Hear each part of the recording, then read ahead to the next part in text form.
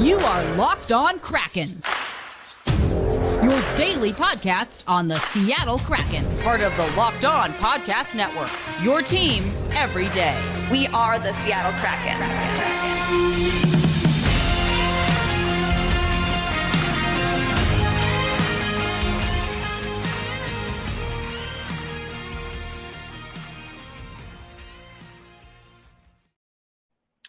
Hey, what do you say, Seattle hockey fans? Welcome to another episode of Locked On Kraken, where we bring you your team every single day. Locked On Kraken is part of the Locked On Podcast Network, and we are free and available wherever you listen to audio podcasts, including the Sirius SXM app. All you have to do is search Kraken, and Locked On Kraken will show up. Also, hello to the YouTube watchers. Thank you so much for being a part of this show every single day. The everydayers, you know that as I was recording yesterday, a little snippet of the Seattle Kraken schedule dropped, or I should say the NHL schedule dropped, and a snippet of the Kraken schedule, of course, came to light. And then shortly after, the Seattle Kraken, well, they shared the schedule. So we're going to start there. But before we do all of that, I want to let you know that today's episode of Locked On Kraken brought to you by FanDuel. Now, FanDuel has been a sponsor here for a little bit, and it is the official sports book of Locked On, as well as Major League Baseball, the NBA. So make every moment more. Visit FanDuel.com/Locked On today to get started. All right, back to the task at hand. Let's talk about the Seattle Kraken schedule. We know we're going to play Vegas at T-Mobile Park for the Winter Classic. We showed that logo on yesterday's episode. We know that our first home game is going to be against the Colorado Avalanche. Talked a little bit about that. But there are a few other things when it comes to the schedule that I found pretty interesting, including that the Seattle Kraken will open on the road against the Vegas Golden Knights. If we were in a rivalry before, I think the NHL is really trying to make us one. My big, bad, bold prediction did not come to pass. The Vegas Golden Knights, they are your Stanley Cup champions in 2023. We will face them on October 10th. Then we will head to Nashville and then St. Louis before coming back. And as I mentioned, taking on the Colorado Avalanche. That will be the part of a 3-game opener in October, where we will then host Carolina and the New York Rangers. And then I mentioned this also yesterday, but we'll head to Florida as part of their homestand since making the Stanley Cup final. And that's just a little bit of tease of October.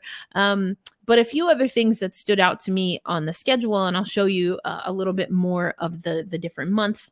But we have only 7 back-to-backs this season. That's some of the fewest in the league. So we'll take that. Now, we know that we were the Road Warriors last year. And in October, the start of the season, we have 7 away games and twice more as far as month to month, will we have 7 road games. That's the most. And that will be in January and in April. And so let's head to January because, again, January is going to be a pretty big month for the Seattle Kraken, as we will host, yes, that's right, the Vegas Golden Knights.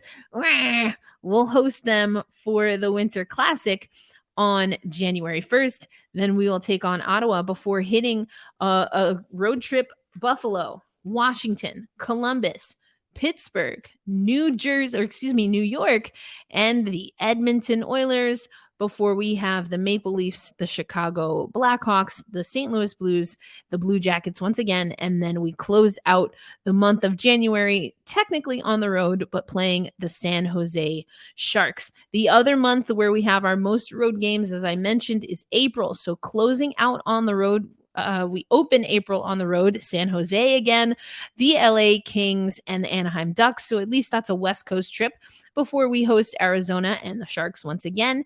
And then we close out April playing at Dallas, at St. Louis, at Winnipeg, and at Minnesota. Oh, yeah.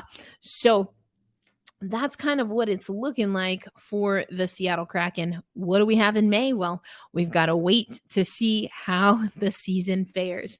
And I mean, it's hard to say for certain, but, you always want to be able to at least do as well as you did last year. Obviously, the Seattle Kraken had nowhere to go but up, and really were able to prove early on and on the road that we can be a team to beat. I said I wanted us to be a 500 team. We obviously were that. I really want to push for us to be a really strong home team this year. So the theme nights for the Seattle Kraken will be as follows, the ones that have been announced. On December 9th versus the Tampa Bay Lightning, it will be Indigenous Peoples Night presented, by Muckleshoot Indian Tribe. And remember, we will have a partnership with them on the jerseys this year. In February, we will have the Lunar New Year celebration on February 19th versus the Detroit Red Wings. On Monday, February 26th, we will have Black Hockey History Night, and that will be against the Boston Bruins. And so that's always one that I personally look forward to. On Friday, March 8th versus the Winnipeg Jets, it's Women in Hockey Night presented by Starbucks. And on Thursday, March 28th, that's my sister's birthday. Happy birthday, Jessie and Alexis. That will be Pride Night presented by Symetra. And there are also some pretty cool ticket packages. We want to talk about the draft in this episode, so we're not going to get into that. But once we get closer, or once we get through the draft and closer to the season, we'll talk a little bit more about that. But coming up on Locked on Kraken, you already know who my mock draft pick is. We have the mock draft on Locked on NHL. We've been talking about that. But now it's time to find out what's going to be the real deal. And so let's run through the draft picks that we have. We'll also give you a little bit of history of the draft for the Seattle Kraken. And then we'll close out with some HBCU hockey, talking about hockey being for everyone. So jam-packed show. Glad to have you with us. As I mentioned, this episode brought to you by FanDuel. This episode of Locked on Kraken is brought to you by FanDuel. Take your first swing at betting on MLB on FanDuel and get 10 times your first bet amount in bonus bets up to $200. That's right. Just $20 and you'll land $200 in bonus bets, win or lose. That's $200 you can spend betting everything from the money line to the over-under to who you think is going to hit the first home run. All on the app that's safe, secure, and super easy to use. Plus, when you win, you can get paid instantly. There's no better place to bet on Major League Baseball than FanDuel, America's #1 sportsbook. Sign up today at FanDuel.com/locked-on to get $200 in bonus bets. That's FanDuel.com/locked-on. FanDuel, the official partner of Major League Baseball. Thanks as always for making Locked on Kraken a part of your daily routine. And I've mentioned it a time or two before, but after today's show, if you haven't already, check out Locked on's 2023 NHL mock draft special. We gave you 3 installments last week, so you can listen to old Locked on Kraken episodes, or you can head to Locked on NHL and listen to them in their entirety. You'll hear local hosts from the Locked on channels make their picks with host Gil Martin and Hattie Kalikesh breaking down every selection through the 3-day mock draft event. You can find those episodes on Locked on NHL on YouTube or wherever you get your podcasts. And remember, if it's on the Locked on network, it's always for free. All right, let's talk about the draft. Let's talk about the draft coming from the Kraken perspective. Now, I mentioned it earlier, but the Seattle Kraken will have 10 picks. Now, not all of these are our original picks or the picks that we got because of our placement, in the lottery and the like, really weighted more so. not all of them are natural or original picks. Some of them have come through some of the trades that we've made over the handful of years. So let's break it down. The Seattle Kraken PR team once again put their foot in it, as the phrase goes, and they put together a really beautiful, I'm going to pull it up for you here in just a minute, but they put together a beautiful draft guide for us this year. I mean, look at this. And they've got, of course, Shane Wright on the cover. Got to go with Shane Wright on the cover. And so we're going to, look at that. Look at those dapper guys, the Fergus Circus, Riker Evans, all of this good stuff. So much good stuff. But here is what we're looking at. So this is, hello. All right, here we go. This is the draft selection for us. So in the first round, we have the 20th overall. That's our natural pick. We acquired a second round draft pick, the 50th overall pick from Washington via Winnipeg in exchange for Vitek Vanecek on July 28th, 2021. So in the second round, we will have 3 different picks. The Seattle Kraken, we have the 52nd pick overall. That is our natural pick. And then we picked up the 57th pick that was acquired from Toronto with a 2022 second round pick. We used that to pick up Nicolas Coco, and a 2024 third round pick. And that was for Mark Giordano and Colin Blackwell. Then you'll see in the third round, we have a pick 84th. The fourth round, we have a pick 116. The fifth round, we have one pick 148. And then in the sixth round, we have our natural pick, which is the 180th pick. We also have 168 acquired from Washington for Daniel Sprong. Ding dong, Daniel Sprong. There, as you can see, there is a bunch of stuff going on there. So two picks in the second or in the sixth round, and then our final pick to round out our 10th pick overall is the 7th round, 212. Now, if you've ever been to an NHL draft, they move pretty quickly, especially in the second round. So tonight, we will find out who our 20th overall pick is, and I'll be back tomorrow. We should be on earlier than I've been the last few days. I mentioned I have a family member coming into town, so I'll probably do this overnight. That's kind of what we got going on. You can also see that in this beautiful draft guide, we have the picks that we had before. So we had the 4th overall pick. That was, of course, Shane Wright in 2022. In 2021, we picked up the Calder Trophy winner, or Calder Memorial Award winner. That would be Matty Beniers, Rookie of the Year. So that was fantastic. And, you'll also see that we have, some of these names that you will recognize. These are names that you have heard us talk about. Some of them, Shane Wright in particular, Riker Evans, for example. These are players that we have seen in action at Coachella Valley. Made it all the way to the final. Game 7, broke that down. I'm still a little heartbroken about how that turned out. We'll just have to be better at executing next year. Anyway, I digress. So the draft, it's super exciting. We have from Locked On NHL, we have the Locked On Predators show on the ground. We have the Locked On Sharks show on the ground. So we are not without fantastic coverage throughout the network, and of course right here on Locked On Kraken. But we're going to close out the shows since everyone is down in Nashville, or a decent amount of people are in Nashville. Tennessee has some news on how they're going to grow the game through historically Black colleges and universities, and I'll talk about that coming up on Locked On Kraken.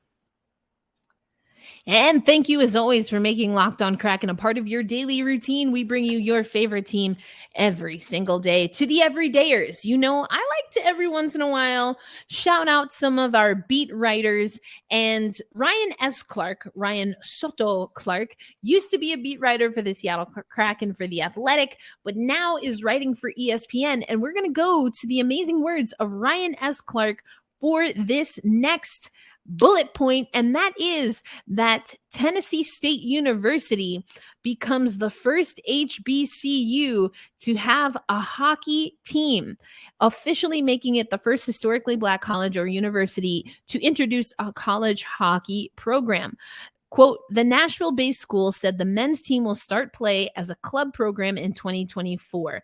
And while no timeline was given, TSU said its goal is to eventually field both a Division I men's and women's team. So now we're just going to stop right there for a moment. Thank you very much. Yes, that was a Spice Girls reference. You know that I am dying to know what's going to happen with the women's program. I will say confidently, either way, I will be looking forward to bringing more information about Tennessee State University and their hockey program as it continues to develop. But if you're familiar with how hockey programs usually start at the collegiate level, from D1 through D3, they usually start out with some kind of club program. The amazing Kelsey Colzer, who played for the Metropolitan Riveters, became the first Black coach in NCAA ice hockey, and that's through, I believe the school is Arcadia in Pennsylvania, the Philadelphia area, and that's where she's from. And so I'm very curious to see how they build out the coaching staff. I'm very curious to see what the resources will be like. I'm very curious to see, of course, what the broadcast team is going to be like. And this is all about growing the game. So I love that. Another little nugget when it comes to growing the game, and something that I'm cautiously optimistic about, is that our very own JT Brown has been announced as one of the members of a newly launched player inclusion coalition. Now, I'm going to read to you. This is coming from, I believe, Allison Lucan wrote this up on the Seattle Kraken website. So I'm going to take you to Allison's amazing work. As you know, we stand. Allison, I believe, is, other than any other Locked On guest, she is the person who has been on Locked On Kraken the most. But Allison Lucan talks about JT Brown being a part of this player inclusion coalition, also announced in Nashville during all of the draft festivities. This is what JT Brown said.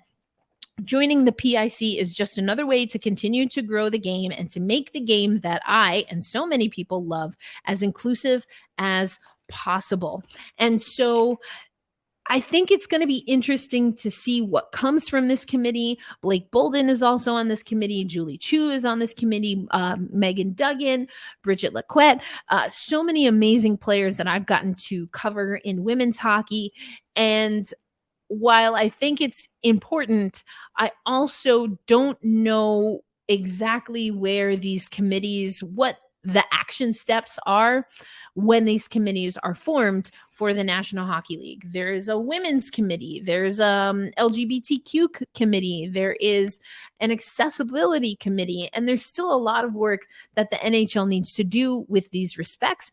And I get it. You want to assess the scene. You want to put reports together. But there are also actionable things that you can do while you're doing some of this. And I don't know that, I will say for me, the NHL is not always transparent when it comes to the deliverables of these committees. So I believe in JT Brown. I believe in Blake and Megan and Julie and all of the other people that are on this committee. And what I hope is that we continue to see, especially absent the jerseys on the ice for warmups, we want to continue to see the NHL put not just their money, because there is some money that's going into this, but really put actions towards that money and not leave empty promises. Because if jerseys are a distraction, imagine what's going to happen when you start doing work that a lot of people will butt heads against. I mean, even the announcement of the HBCU school, people were like, meanwhile, in Canada, we have programs closing left and right. There's so many reasons why those two things don't equate, chief among them that we're talking about literally two different countries. So there's that. And you know what? Businesses open and close every day. But you know what? I don't even want to get into that again. I don't think that's the best example, but this is the kind of discourse that we often hear when we try to make things more accessible, things more representative of true hockey fans. And so I'm curious what the action steps and what the action plan is for that. One thing I can say is that I have liked how Seattle has moved forward, but we can always, all of us, do better. So that's what we've got for the show today. We're going to tune into the draft in just a little bit here and then talk tomorrow and Friday about our draft picks. Be kind to yourself and to each other. And until I catch you on the next episode, hold fast, stay true, and you know what to do. Root loud and proud. Let's go Kraken. Peace.